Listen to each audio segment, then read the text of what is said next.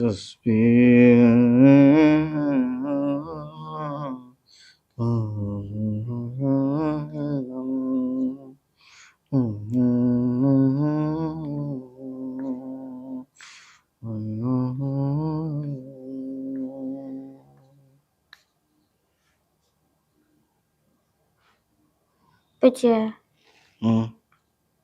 അമ്മ എങ്ങനെ ഉണ്ടായിരുന്നേ?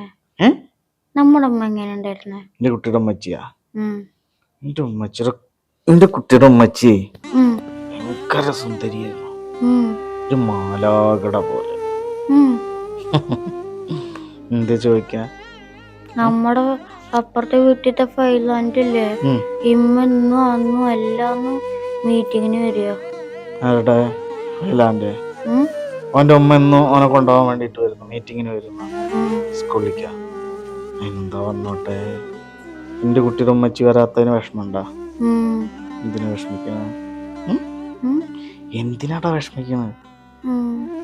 നമ്മുടെ ഉമ്മച്ചില്ല പാവായിരുന്ന?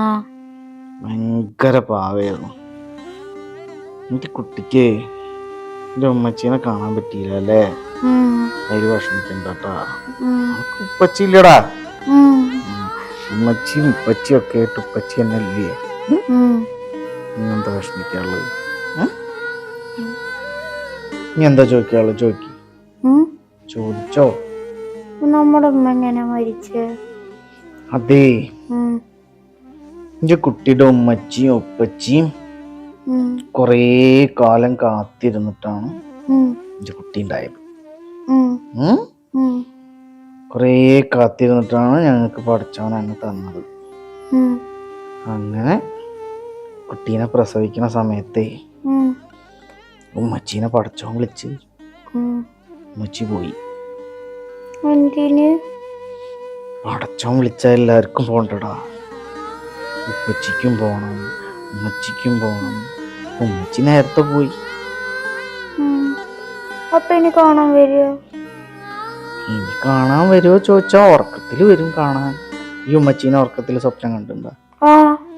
അതന്നെ എന്നെ കാണാൻ വേണ്ടിയിട്ട് വരുന്നത്.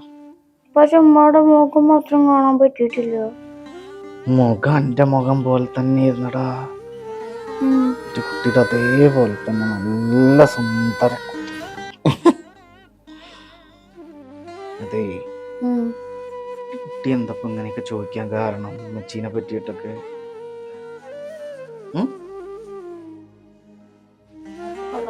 ദുഷ്ടനാണ്. എന്തേ? നമ്മുടെ ഉമ്മച്ചീനെ വേഗം വിളിച്ചില്ലേ?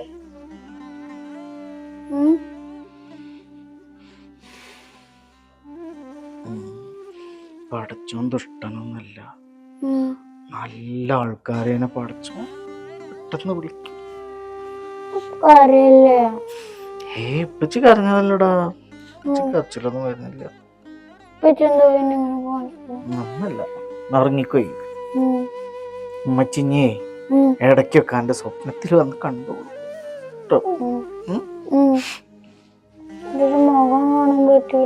മുഖം ഈ കണ്ണാടിയിൽ നോക്കിയാ മതി.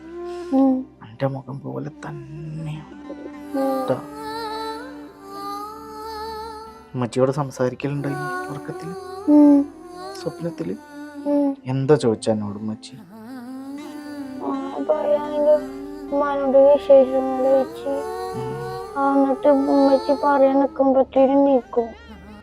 ഒരു ദിവസം എന്റെ കുട്ടി ഉമ്മച്ചിയോട് ഒരു വീട്ടിലുള്ള ചോറ് വാങ്ങിത്തിട്ടാണ്.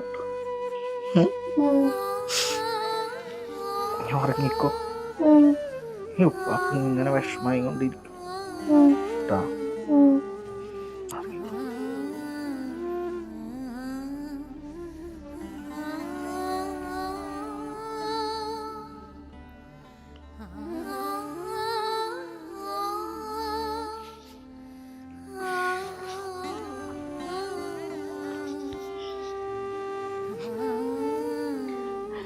എന്റെ കുട്ടി പറഞ്ഞത് സത്യ.